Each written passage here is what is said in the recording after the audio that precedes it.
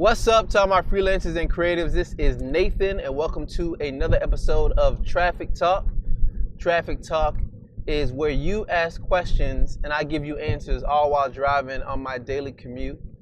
And really, as you saw from the title card, we're talking about a mother who wants to get into freelancing. She mentioned a couple of different things she's not sure about, but let's dive in a little more for some context. The question says the following: I'm a stay-at-home mom who wants to start freelancing, not sure which route to take. I love writing, but I feel like I'm not good enough. So many other people are better and already in the field. I'm great with Photoshop, but I don't have Illustrator, so I don't think graphic design is an option. The first thing I'm doing is saving up to rebuy a DSLR camera. I'm very good at photography and would love to try making some cash doing that. I have Lynda and Skillshare, so I'm willing to learn something that I could make money doing. I'd like to start making money in 6 to 8 weeks. What options do I have as a freelancer? So really, again, just to re-summarize everything that was said, we have a mother who's a stay-at-home mom, and she has some skills with photography, but she's really trying to figure out what area of freelancing she should go in. I like how she at least recognizes there's different types of freelancing and there's different types of services she can offer. She's not sure just where to begin. And I'll go ahead and say this because it tends to happen, and I hear this a lot. A lot of times you hear different business people giving you advice. They tell you to niche down or niche down and find a specialty area to focus on. They mention don't go broad, go deep. So don't just be a photographer, go deeper. Be a wedding photographer, or maybe specifically you are a wedding photographer that only goes on destiny weddings, right? So you can keep going deeper and deeper and more specific. And I believe that is true advice and it makes sense. But what I don't like about that advice is it comes across as being too easy. It comes across as saying, oh, just find your niche and that's it. When in actuality, if you really want to find out the specialty area that you want to do, there's no way to avoid it. You literally have to try it out. I'm not saying try a whole bunch of different odd jobs and figure out what it is that you like, but I am saying you don't know what area to focus on or what area you like and work the best at if you've never tried it before.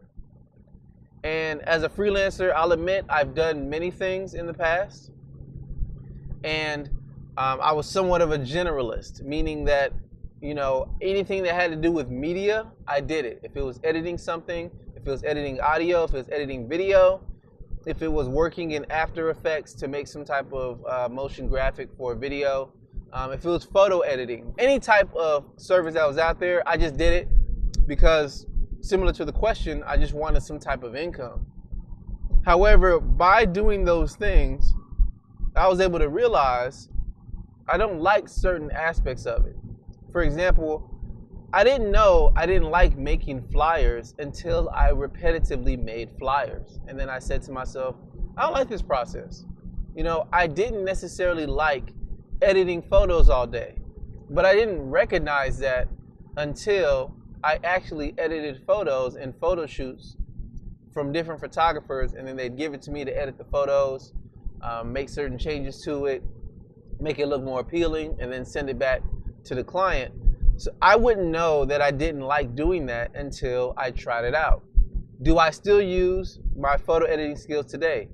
Absolutely, but a lot of times they are a part of a larger project for a web design website or something of that specific nature. So a lot of things that I learned in the past were useful for the future and they came in handy. However, at least for me, the biggest thing that I can say is, again, I wouldn't have known that those skills were not the best or not best aligned with my goals unless I tried them out. So again, with the question, I heard a few things mentioned like copywriting, photo editing. You mentioned you were good with Photoshop. not only that, but you also mentioned that you were trying to repurchase a DSLR camera, maybe get into photography.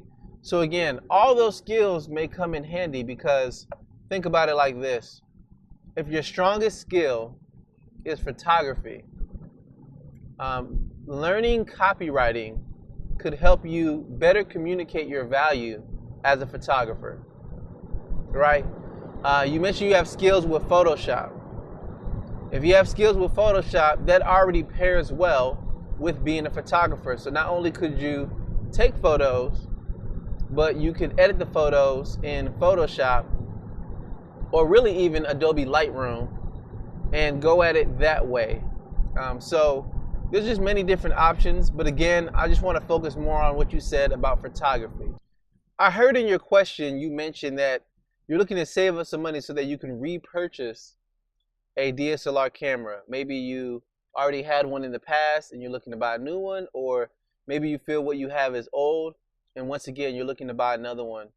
One thing that I did not hear you state, which is definitely an opportunity, is you could actually rent a DSLR camera. You can rent the equipment that you have, whether it be the camera body or whatever number of lenses. You can rent that for a lot less money. And you could rent that for, I've seen different places have it for $30 a week, sometimes $50 a week. Maybe you buy or rent the camera body and then you rent different lenses. Maybe you pay something like $100 for a whole week. And there's also rental places, a lot of times locally, wherever you live, but many times you can also rent things online. So there's online places where you can rent a camera, they mail it to you, you get the camera for, that's why I said a week, because if you rent a camera online and they mail it to you, having it for a day or something doesn't make sense. But if you have a camera for a week or so, that makes sense. So they mail you the camera and you can use it for that entire week for however many clients or however many events that are out there. That's an option, and you don't have to wait to save up money. So if you really think about it and you do it the right way, if you rented a camera and then use that camera to work with clients in that given week or 2 weeks, however long you have the camera, then in a sense, it's not really costing you anything. It's costing you money from the perspective of, yes, you had to rent the camera, but you're using it to make money. So overall, after time, this can be a repetitive process to help you save money faster and then buy a camera. But then you're not waiting to actually get to work. You can actually get to work today as long as you have the money to rent a camera, right? Now you may be thinking, as a photographer, how do I put myself out there? Do I need a website? Do I need a business card? The list goes on. Probably the lowest hanging fruit for you, I would say, is to find photographers in your area. You said you already have the skills. So contact photographers that are already established, whether they work with a company, corporation, or whether they work as an individual freelancer. Do some searching on Google to find photographers in your area. More than likely, they probably have a lot of requests and they can't do all the jobs. So they're looking for other photographers to pass it on to. More than likely, they may do certain jobs or certain events that are very large, and it would benefit them to have a secondary shooter or someone else there to also take photos for anything that they might miss. Now, when I'm saying photographers, I mentioned wedding photographer earlier. That's a good area to start as well. Weddings are always going to happen. So how can you find a wedding photographer that already exists and see if they need a second shooter? A lot of venues like hotels and different centers that host events, they do events on an ongoing basis, and they're looking for people to capture photos for those events. You can contact them and see if they need any photography services. And since you're just starting, your price might be lower than some of the other people that already exist in the market. It just depends on what you want to choose for pricing. You contact the different event centers and event planning centers and see if that's possible. On that note, you can contact event planners. You can contact them and see what events are you planning? Do you need a photographer? I am now available. This is the type of equipment I use. I already have experience with photos. I already use Photoshop. the list goes on. You can just talk about your skills in whatever context you would like, but you can just say that you are actually available, and you can do this right now. You can do this today and reach out to all these people. And as soon as they tell you, oh, why, yes, there's an event on this date, what is your pricing, and you work out the deals, as soon as the deal work out, go run and rent the equipment and run back and get ready to do the job. Actually, I have a friend named Obina. He's actually been on this podcast, and that's similar to what he did when he got started. He does videography, but a lot of times he didn't have all the equipment. So he was just repetitively renting the equipment whenever he had a job. So really, when I say job, that is more of a job working with a specific client. So he would just wait until he finds someone that's willing to work with him. And when the event is booked, that's when he ran out and rented all the equipment to prepare for the event. So he didn't even keep a lot of the equipment at the house at first. Everything was just a rental. And you can do the same thing as it pertains to you and your situation. So, I mean, now he was able to afford a lot of the equipment, and he made purchases, and he owns a lot of equipment. But in the past, he was just renting everything whenever he needed it. The second thing I wanted to make mention of is, and I've talked about this person on my podcast before, is Helena Price. Now, Helena Price, she got her start with photography in an interesting way. Similar to you, she wasn't a mother, but she definitely had skills with photography and was interested in getting into freelancing. And she had a job at this point. So pretty much what she did was she combined her passion, something that she enjoyed doing, her hobby, her passion, taking photos, with what she saw was a void in her industry. She worked in the tech startup industry in California, and she noticed a lot of tech startups, whether it be featuring their product, whether it be featuring their management team, she noticed a lot of them lacked good photos. So when she ended up transitioning to become a freelance photographer, she focused on the areas she knew had an immediate need, and a lot of photographers weren't going there. So think about what you enjoy doing, think about what you're passionate about, and think about your skills. So you mentioned photography. I'm not sure what your passion is, but there probably is a unique way to combine that. You mentioned that you're a mother. So if you're a mother, you probably know how it is to lead kids in the home, having to teach kids in the home, take care of them, give them the care that they need. Maybe you become the photographer that highlights mothers, right? I know a lot of times families want family photos, and mothers want yearly photos with their children just so that they can, create memories and look back at them as time goes by. Maybe that's something you can offer, and you can relate to them because you're a mother. They don't have to wait for school pictures. You can take photos of them in the comfort of their own home and get it back to them. I'm just saying this because I don't know much about your situation, but the fact that you are a mother, you can use that to relate to other people and use your skill, photography, as a way to generate income.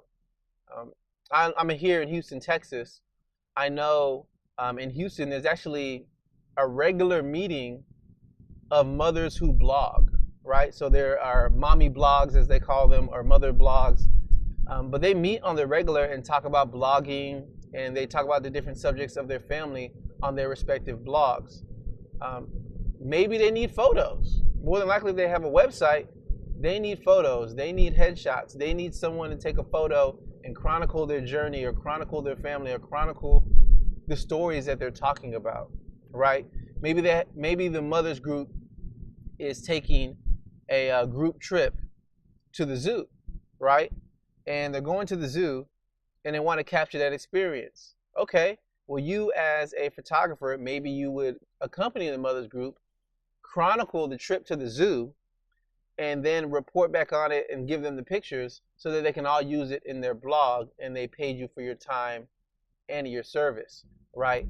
Not only that, but it's going to the zoo. So yes, you're there to work, but I'm not sure how old your children are. Maybe you bring your children to the zoo too, and now it becomes like a zoo trip or a family trip, and you're actually getting paid for it, right? And they understand and can relate to you. It might not be upset like, oh, the photographer actually brought their children. How unprofessional.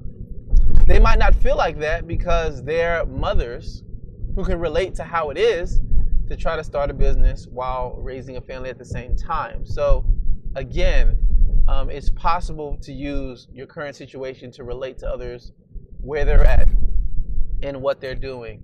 And I mentioned a mother's group that meets here in Houston. Like I said, I don't know where you live, but on that note, go to meetup.com, right? Meetup.com is a place where people can sign up and host events to meet up with different groups all throughout the world, throughout your city. And I've used it before to connect with different designers and developers and creators. I would recommend that as well. Go on meetup.com and go to a couple photography meetups. Learn all you can from photographers who are already in the business. I know you mentioned lynda.com and you can use that to learn, but you can learn from people by going to meetups where they're teaching on free subjects of photography. Not only that, but as I mentioned in the Mothers Group, you can use meetup.com to target different groups you feel may need photography or something of that nature. So there's just many options at your disposal. I believe photography would be the quickest thing to get started since you're already aware of it, you already have the equipment, and you already know Photoshop. That would be the quickest thing to do. And the last piece of advice I will give, because this episode has gone a little long, the last piece of advice I will give is actually something I want to do. So I'm going to give you my super secret advice. I haven't told anybody, but I know will work. My secret plan that I mentioned for photographers specifically is this. You could literally rent a camera, all the equipment you want. You can rent a camera, you can rent lights, you can rent lenses, whatever you want. Or, I know this is possible in Houston, or you can find a space that is already a photographer studio and rent the entire studio, right? Now, send out an email or post it on social media or tell your friends and family and literally say, on a weekend or something like that, on Saturday, between the hours of 10 a.m. and 2 p.m., I will be at this photography studio and I will be giving out free headshots. It doesn't have to be free. You could say $10 unlimited headshots. You could say $50 unlimited headshots. Whatever you want to do. Set up in the studio, send that out, or network with people ahead of time. Go to these meetup.com groups. Maybe advertise for this a month in advance. And just say, for 4 hours, I'm going to take photos. And they are at low cost or free. As many as you'd like to take in my photography studio with this backdrop.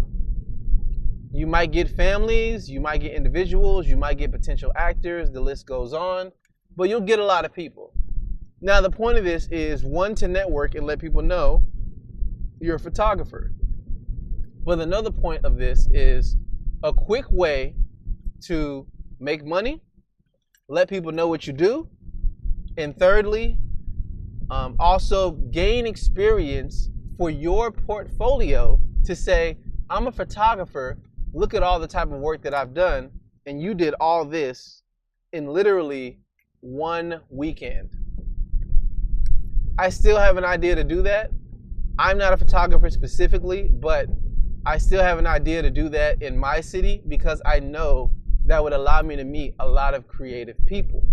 Now, I probably need a partner with a photographer to do that instead of trying to do that myself because I'm not a photographer.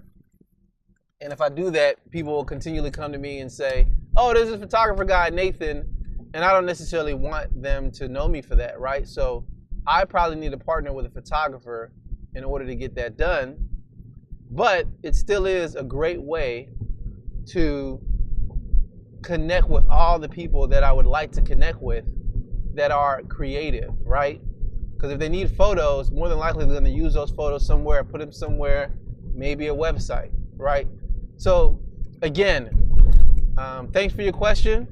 I went a little long because I really wanted to communicate that it is possible, you can do this, and there's many different ways to approach this. It just depends on what route you want to take.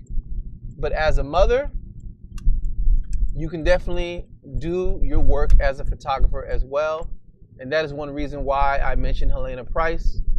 Yes, she got started being a photographer before she became a mother, but currently she's a mother right now, and she's adjusting to working and having a child, but she's pulling it off and pulling it off very well with a lot of grace. So that's somebody you may want to check out, and I'll put that link in the description as well. It's more than possible to do that as a mother, because there's already a lot of mothers killing it as a freelancer and as a creative, and leading the way. So thank you for taking the time to check out this episode. I greatly appreciate it. If you like anything I had to say, feel free to give this video a thumbs up. If you have a question or a comment to add, or a different perspective, leave it in the comments below. I'll definitely read those and reply to every comment I receive. Not only that, but as well, if you have a question, reach out to me. I don't really care how you get the question to me. It doesn't matter if it is on Twitter, if you contact me directly by going to nathanallotey.com, if you reach out to me any different way, email, whatever, get the question to me, and I'll make it a point to feature it on the show and get it in the rotation. Well, until the next one, I will catch you later. See ya.